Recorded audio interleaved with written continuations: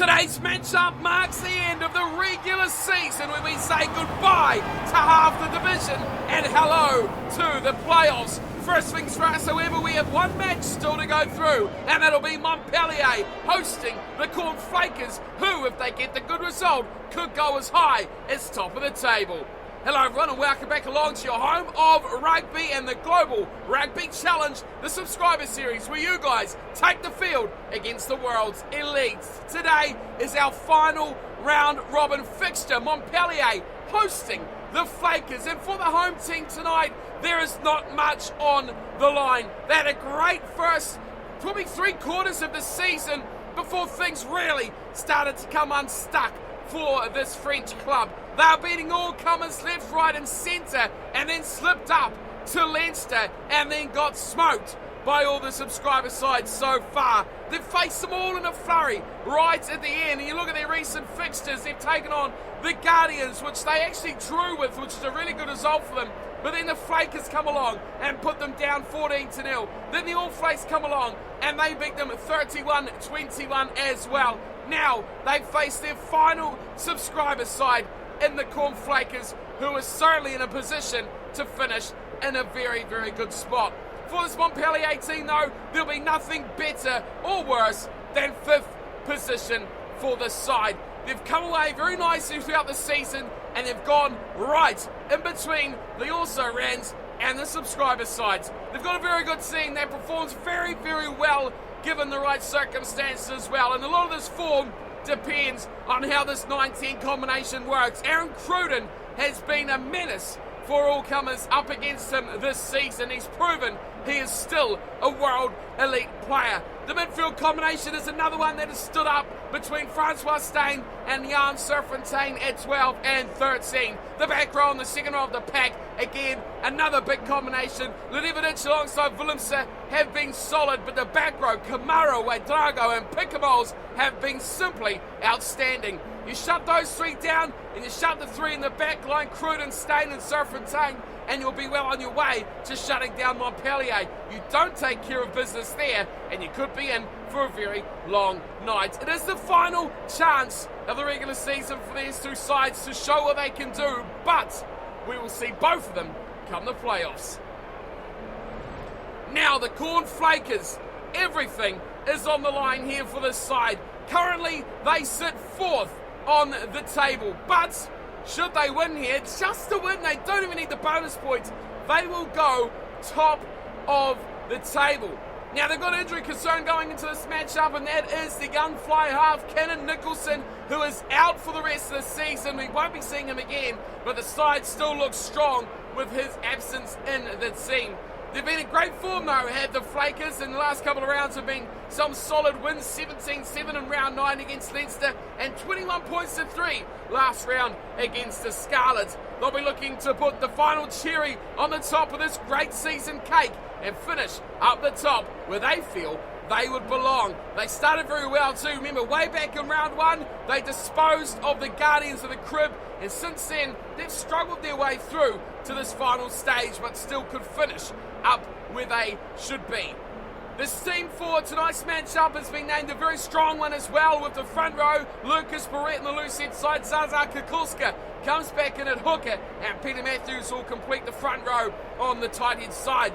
Ian McDonald will partner Joel Cabrista in the second row with Chris Smith, Francois Valentine and Connor Nicholson at number 8. The dangerous Jiminy Gino will partner Mr. Consistent Owen Richards at fly half, and into midfield it's the experience and the excitement. Pierre Valentine will be alongside Promise Igbenawania, and then the Dangerman out wide on the left wing. It's Joshua Barrett. On the right is Mr. Dangerous himself, Mr. Amazing, Mr. X Factor, Prince Mars Williamson, and the number 14 jumper, and at fullback will be Michael Gurin for the Flakers. Like we said at the start, win here, top of the table, slip up, and you'll be back next week for the quarterfinals.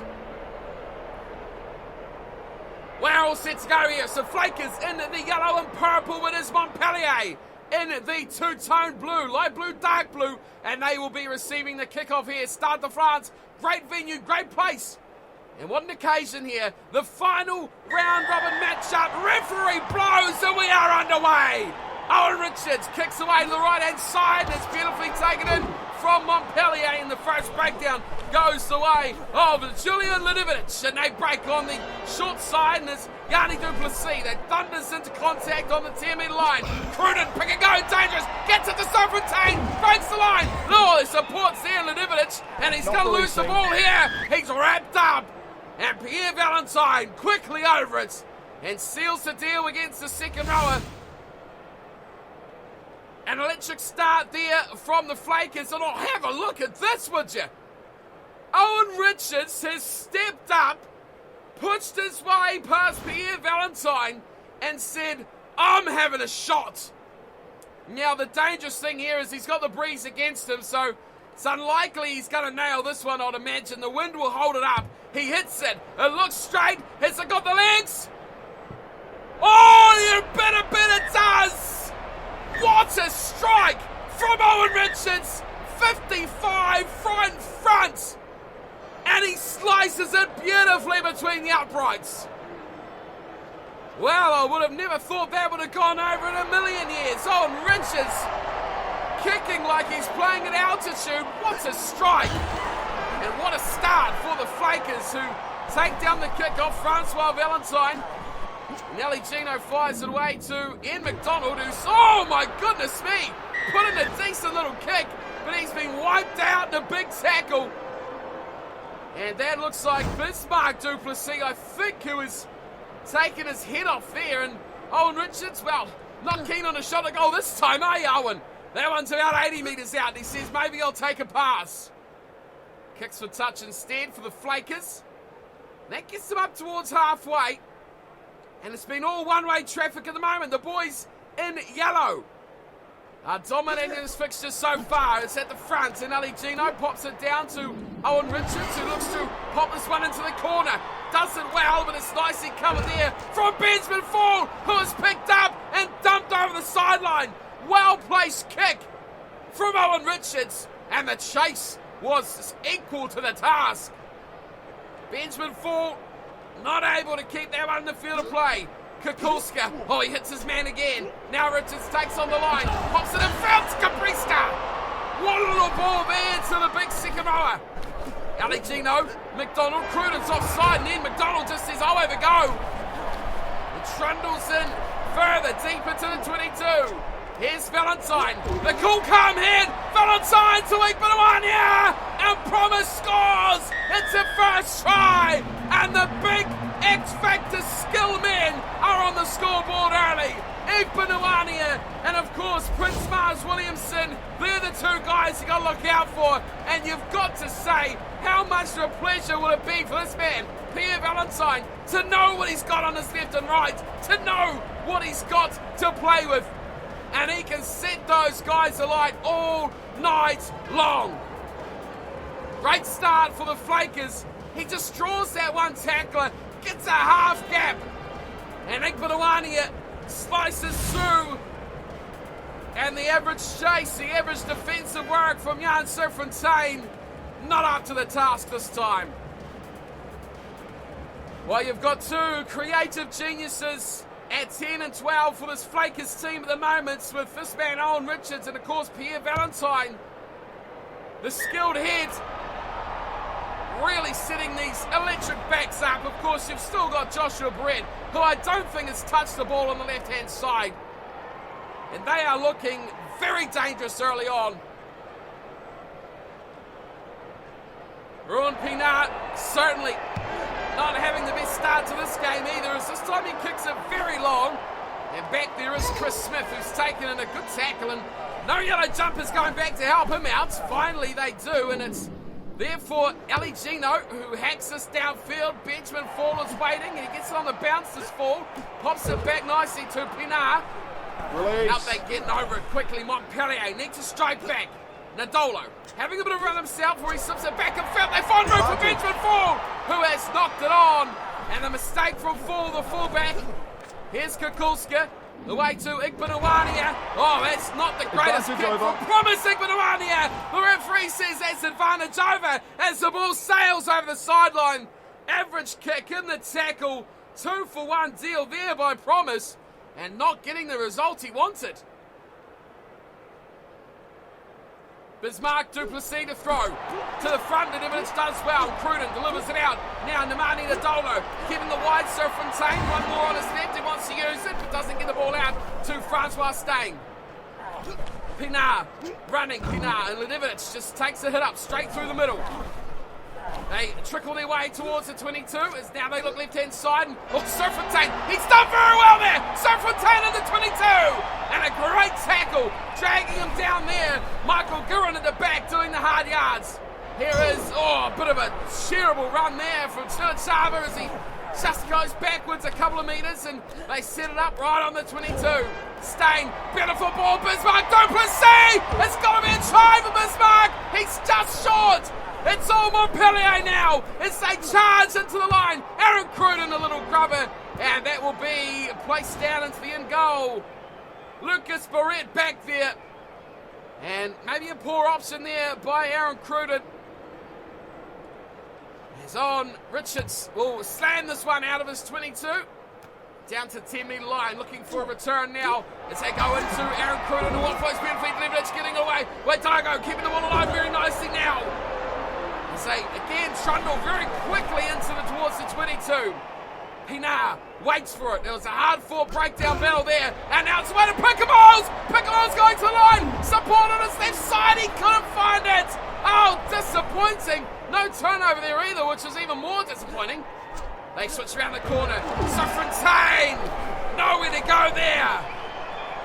This waits up for Yanni Duplessis, goes to Pickamos once more. And they pile on in. Here's another run from Chava away. Ledivic pulling it back. And it's just about chance once more for Rua Pinar. They've got to score here, Montpellier. Another pick and go. Fired out to the right-hand side. It's another chance for Valença. The big boys need to learn to pass. There's numbers everywhere. Another pick and go by the loose head prop. Popping into Cruden. Oh, Aaron Cruden. He's having a shocker. He's just kicked that dead in the midst of a couple of big tackles, and that'll send the two sides away to half-time. Disappointing massively there by Montpellier. They're all over that last stanza of the match. They should be back in the game at 10-7, but they just couldn't finish the job, and it's a disappointing end to the half because they had been much the better side, really camped inside the Flakers 22, but Aaron Cruden, who he gave all the praise in the world at the start of the game, has not found his form at all. And two pretty average grubbers, one going into the end goal and being easily contained by Lucas Barrett. The other one just going straight dead is not the option to take. But you've got to give credit to guys like the Duplessis boys, Leverage, Valença. Pickamos is another one who's been insanely good. And Jan Sir Fontaine has taken a lot of ball for the Montpellier side. Yet they still sit on nil. They've had just a nudge of possession, 55-45, and the territory has all gone their way, 70-30.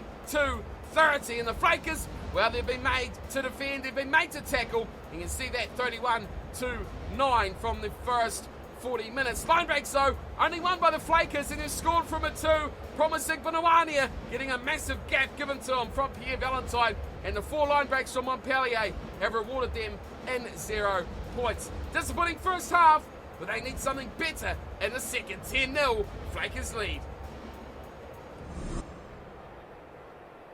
Back underway we go. Second 40 minutes of the game. It's Rua Pinar who has been pretty snappy, you'd have to say, in that first 40 as he gets the game back underway with a dig kick down towards the Flakers 22, and back there again is Chris Smith, who leaps on it going backwards, and he'll have a hard job now for Owen Richards to get this one away. The breeze is at their back as Richards looks for touch, and he gets it nicely right on halfway in the midst of a big Aaron Cruden attempted charge down. And now Montpellier have to work. We've seen they can do it. They've easily raked off the meters. So can they link it up? No, they can't. That's turned over at the front end. McDonald, great work for the Flakers. Everyone's jumping on in. Peter Matthews fires it away to Pierre Valentine, who's going to look once again for a bit of territory. That could go too deep, though. Falls back there. Oh, poor stuff from Valentine. And that gives the scrum back where he kicked it from, if that's the option Montpellier would like to take. And you'd imagine, why wouldn't they? It's quite a distance upfield. Bind. In fact, it's Set. in the Flakers half as well, which is even better for Montpellier, who set about another big shove. Great scrum there. Pinar to Cruden. Great tackle there. And now they switch it out wide. It's a big chance from Stein. Oh, it's going to be a try. Stein will score. Too easy, too simple. No one got close.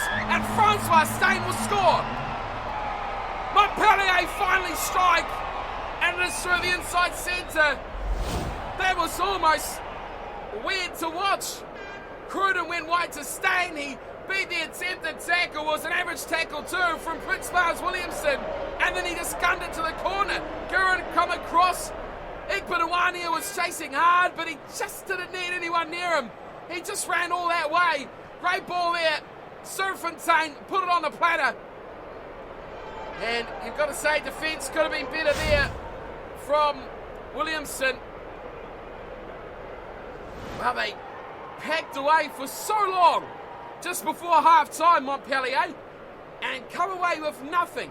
Now, they're out of the blocks and they've quickly scored. Pinar from the left-hand side, that's a great kick.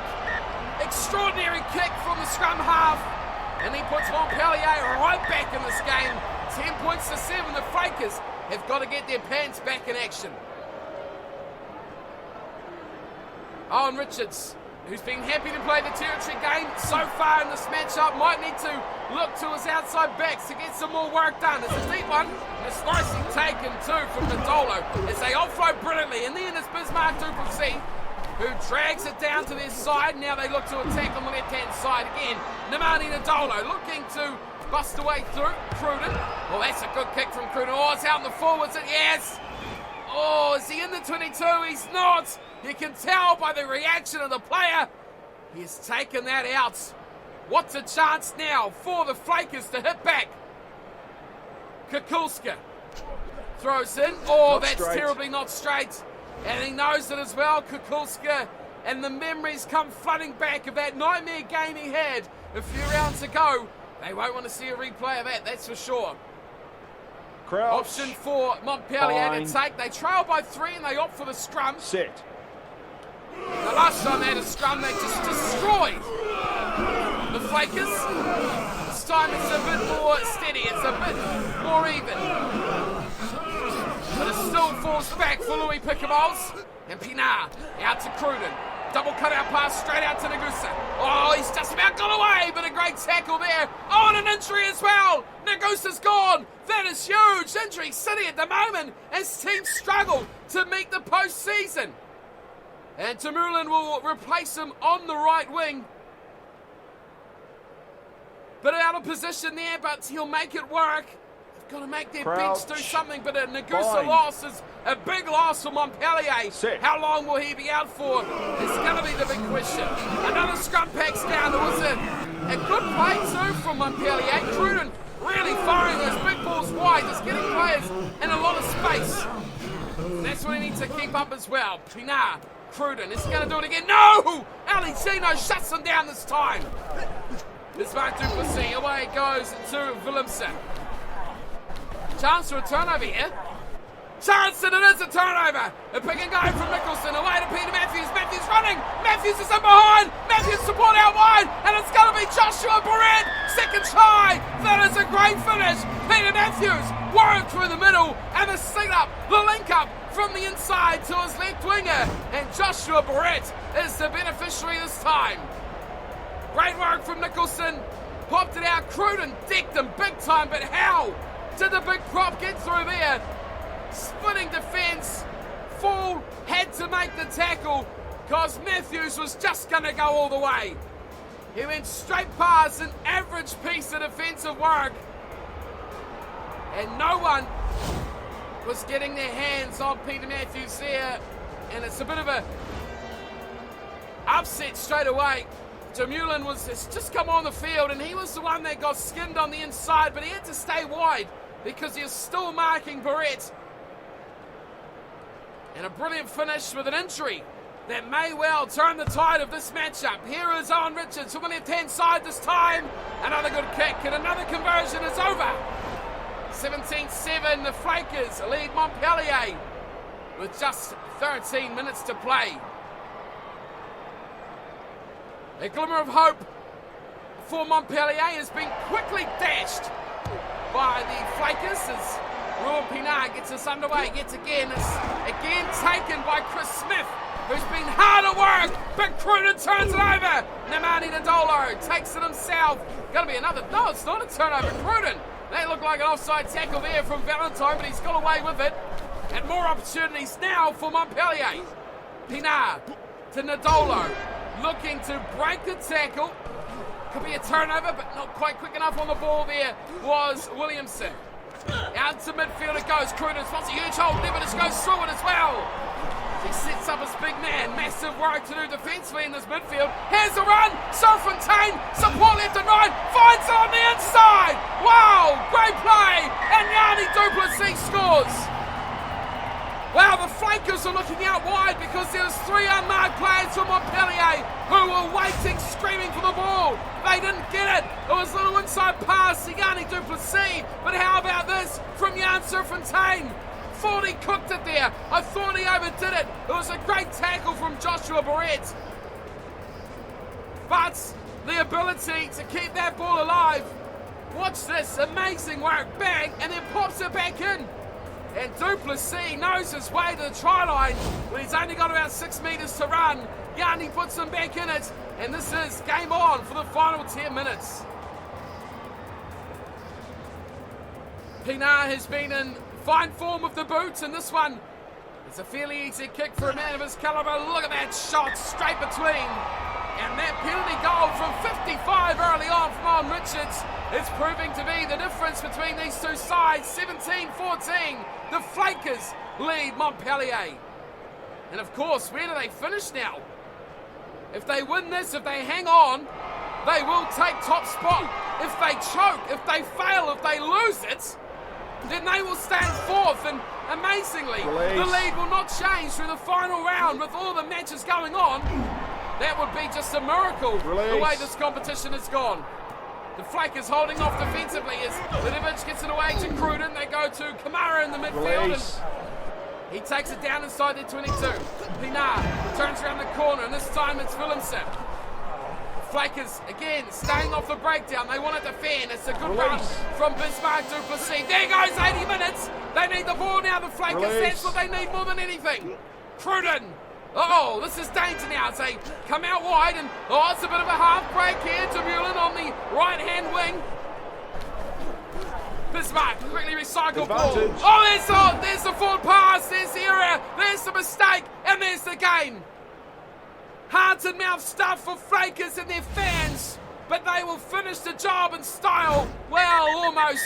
They finish with the win, and that is the most important factor. 2 tries apiece, but the penalty goal from Owen Richards, the man down on his haunches. He's played a big part in this Flakers victory. Not quite the open flowing play they were hoping, but they will now top the table thanks to that desperation win with that huge kick from Owen Richards. 2 tries apiece. It was Yanni Duplessis and Francois Steyn with 1 apiece. Ruben Pinard 2 out of 2 from the tee as well. Joshua Barrett and Promise Igbodawania scored through the middle. And there's 2 tries converted from Owen Richards. And of course, that penalty goal right off the whistle practically in the opening few minutes of the game, proving to be the ultimate difference. I thought Montpellier could have done it. A breakaway try, 80 metres from their own line. They could have done it, but the forward pass was the undoing. And it's almost ridiculous to think that we were that close to the top of the table, not changing in this final round. The Flakers will go top, but if they do meet Montpellier once more, which I don't think they will, that would be an amazing rematch as well. Montpellier dominated this game, possession 67%, territory 60%. The injury, of course, to Nagusa, some may say cost them because they did lose their way a bit on that right-hand edge when Demulin come on to take that number 14 jumper. But aside from that, It was a valiant effort from Montpellier. Look at the Flakers, 59 tackles to just 14 by Montpellier. The one high tackle cost them the penalty, and just 3 handling errors throughout the game. None at all by the Flakers, who had, let's be fair, very little ball to play with. Okay, so with that, folks, the season is done and dusted, and you can see the scoreline for that final game, 35-21, Saracens over Scarlets. I mean, it meant absolutely nothing. Let's wrap it up here and see what is coming up next. The All Flakes will be playing in the quarterfinals following that massive choke in that final round robin game versus the Guardians. They'll be up against Leinster. So you've got 3rd, 4th, 5th and 6th in action. 3rd v 6th, 4th v 5th. So you're going to see the Guardians up against Montpellier. It is all or nothing right now. Let's take a look at the table and see where we sit in the end of the regular season. The Flakers, they've taken out the minor premiership, somehow just snipping out at the heels of the Celtic Dragons. Amazingly, what a season it has been when you see how close those top 4 sides all are, and how they've finished up is quite a remarkable picture that the season has painted. 11 games, 9 wins, 2 draws, 0 losses. The best record of the season, but only 2 bonus points. Look at 2nd and 3rd though. The Dragons with 5 and the All Flakes with 6 bonus points. The All Flakes had the worst season of all the subscriber sides. 8 wins, 1 draw and 2 losses. Yes, 2 losses, but they made up 1 loss and a draw by bonus points. Whereas you look at the other side, struggled to really do much more than their record spoke of. So, to be fair, the Flakers lucky to come away with that last game with the win, as Montpellier was certainly the better side throughout that game. But they have another chance. They'll be up against the Guardians in the quarterfinal, and the All Flakes up against Leinster. Let's take a look at that now. We can see there is the running order for the next few episodes. All Flakes will take on Leinster, and the Guardians of the Crib will take on Montpellier. The 2 best AI sides this season up against the 2 worst of the subscriber sides. Now, potentially here, we are going to see maybe a rematch of the Guardians and the Flakers from that first round fixture. Let's take a look at that though. This one here, 52-21. A 31-point thrashing, but not quite the 41-0 the Guardians dished out to the All Flakes just a day or so ago. So it is all on the line. This is massive, isn't it? The potential rematches we could get in the semi-finals or the finals are phenomenal. Or, I mean, the unthinkable is that Leinster or Montpellier could get in there as well. But you could almost guarantee it. It's probably going to be Flakers versus All Flakes or Guardians. I'd say, you'd think All Flakes possibly, Flakers, All Flakes, and then Dragons versus Guardians. I mean, the Guardians really have been the best of the closers this season, so it is all open, it is wide open, that is for sure, and there it is. The All Flakers, top of the table, 1 point only over the Dragons, who are 1 point up on the All Flakes and the Guardians, who are separated by points differential. That is the regular season of the GRC. Now it is finals time. I hope to see you all for our next match, which will be quarterfinal number 1. The All Flakes versus Leinster, and then we will have the Guardians of the Crib versus Montpellier. Until then, thanks for tuning in and watching. Let me know your thoughts on that close match between the Flakers and Montpellier as they both prepare for finals footy, and I'll see you very, very soon for plenty more action from the GRC. Until then, thanks for watching as always, and I'll see you next time. Take care.